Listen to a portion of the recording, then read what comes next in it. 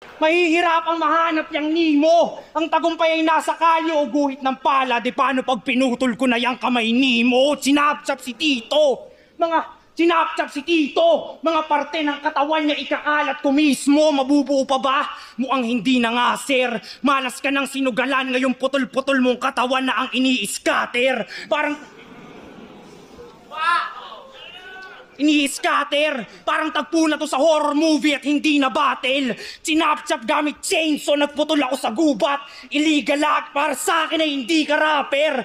Pagtapos putulin, sunugin, kainin after. Ngayong malalapnos, magtatapos, madadagdagan yung bachelors pati yung master. Pero hindi sa diploma, kundi sa sunog mong katawan makikita yung third degree mo, brother.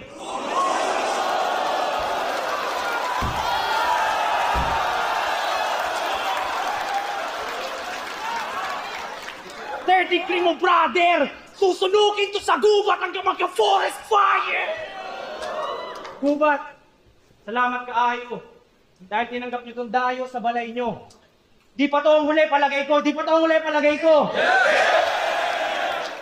Palakpakan naman natin si Sir Caritel dahil sa magandang laban, sumabay ito.